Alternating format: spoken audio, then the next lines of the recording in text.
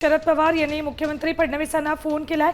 काल यवतमध्ये घडलेल्या घटनेसंदर्भात दोघांमध्ये चर्चा झाली। सामाजिक वातावरण बिघडू नये यासाठी उपाययोजना कराव्यात।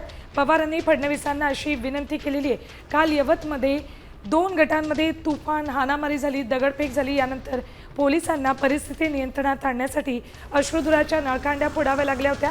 यामध्ये यवत गावाचं प्रचंड नुकसान झालं। त्यानंतर शरद पवार यांनी मुख्यमंत्री देवेंद्र फडणवीस यांना फोन केलाय। फोन करून सामाजिक सलोखा राखला जावा, वातावरण बिघडू नये यासाठी उपाययोजना कराव्या अशी विनंती शरद पवारांनी केली।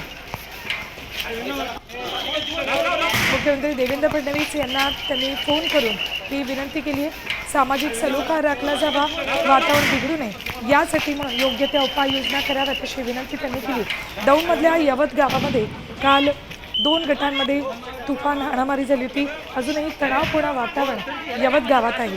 त्यानंतर शरद पवार यांनी या संदर्भात मुख्यमंत्र्यांशी चर्चा केली। अधिक माहिती जाणून घ्या आमचे प्रतिनिधी सचिन जाधव यांच्याकडून। सचिन, काय अपडेट्स आहेत याबाबत? दोघांमध्ये काय चर्चा झाली?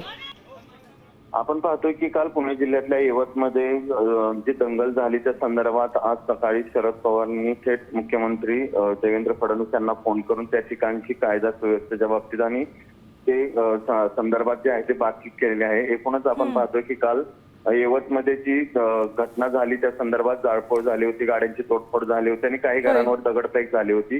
त्यामुळे त्या ठिकाणचा तणावाचं वातावरण जे आहे ते निर्माण झालं होतं। काल मुख्यमंत्री स्वतः पुण्यामध्ये होते आणि यानंतर आज शरद पवार पुण्यात आहेत, विविध कार्यक्रमांना हजेरी लावतात। मात्र त्याच अगोदर त्यांनी मुख्यमंत्र्यांशी यवत संदर्भात माहिती घेऊन त्या ठिकाणची कायदा सुव्यवस्थेच्या बाबतीत चर्चा केली।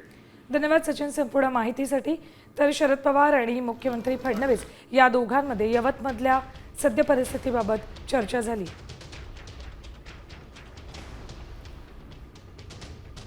आता isakal.com आहे देशातील नंबर 1 ची मराठी न्यूज वेबसाईट। प्रत्येक अपडेटसाठी isakal.com ला नक्की भेट द्या।